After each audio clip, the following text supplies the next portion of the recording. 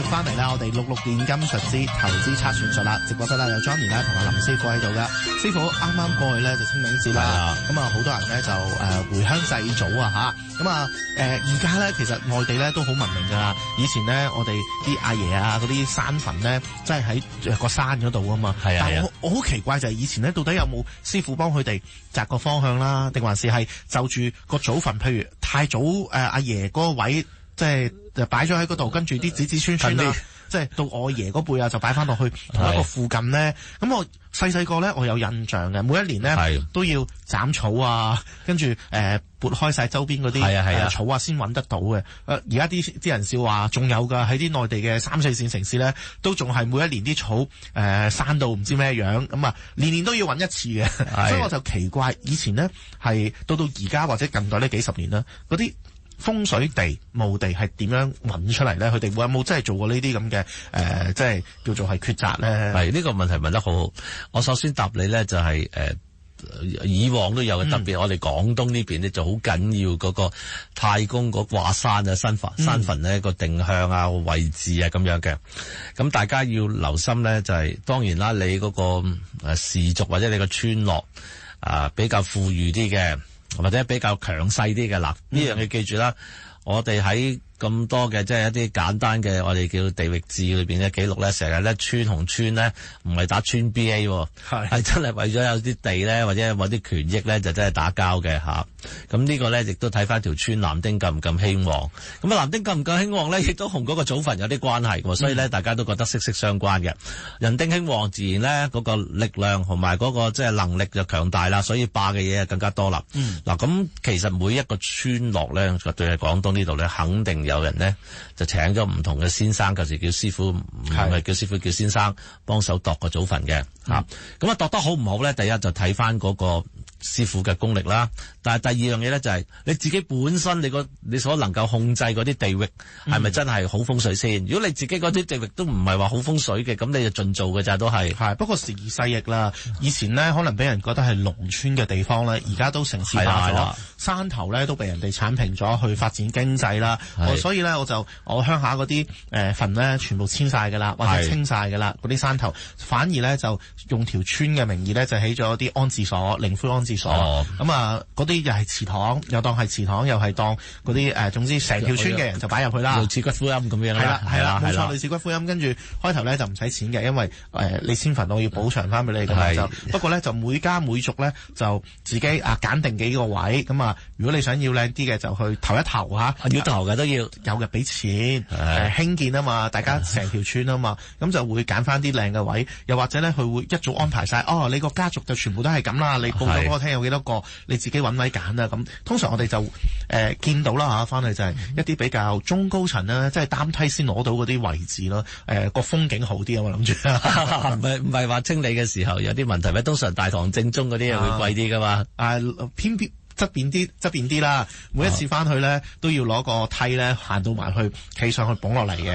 嗱，我哋講下即係其實今日咧就係啱啱清明過咗啦，係啦，咁啊大家啲子子孫孫上祖墳啊，除墓草獻鮮花啊，知啦係啦。嗱呢個咧近期咧廣東呢幾十年咧就因為個發展快啦。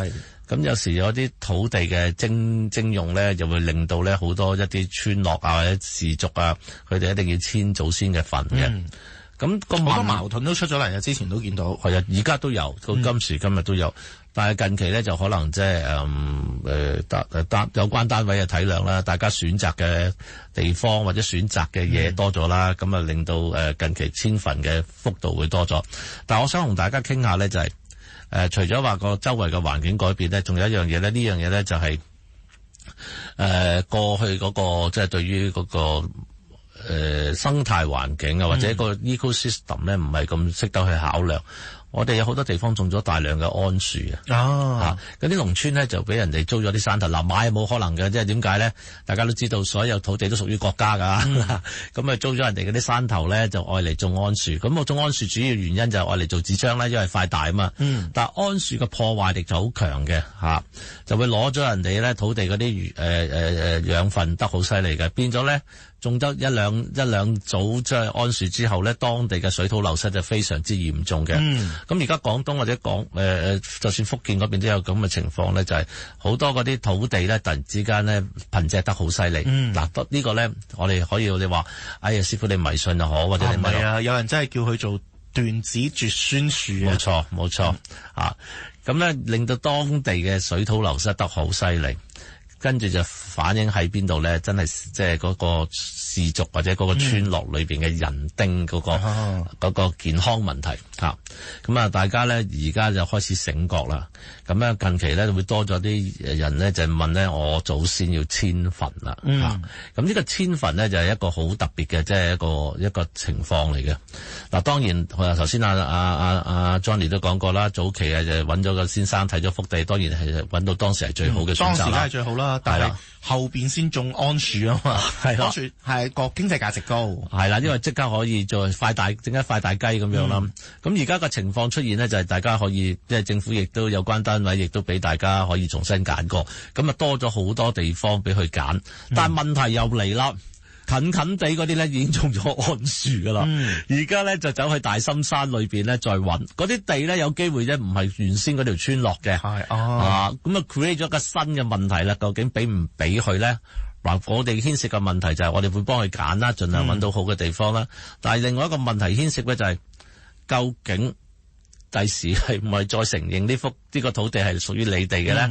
咁呢個咧，大家又會個擔心喺度啊。所以咧，當我哋取捨嘅時候咧，就會變咗咧，就係亦都唔可以太遠啦。因為頭先阿 Johnny 都講過啦，哇！你行幾個山頭都未到嘅，又係偏僻嘅，真係安葬嘅時候都有問題啦。第時每一年春秋二季，都唔知點揾，要揾又係一個麻煩啦。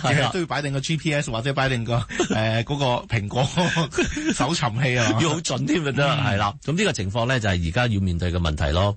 嗱，你啱啱咧，師傅就講到桉樹啦，咁啊上網原來一睇翻呢，桉樹咧會抽乾晒咧當地嘅一啲地下水之餘啦，仲有啲肥料啊、土壤嘅。原先呢，你可能喺幾廿年前嗰個山頭或者係土地肥沃嘅，咁但係咧你種咗桉樹嘅時候咧，如果你種得過多過密嘅話，就會抽乾嗰度嘅養分，咁變咗我哋成日話我哋揀山頭咧都要揀啲葱葱鬱鬱啊，冇錯啦，綠樹成蔭嘅山頭顯得茂盛啊嘛，咁但係幾廿年之後可能會有唔同嘅變化出現咗咧，咁大家都要去適應翻，咁啊要該轉就轉啦。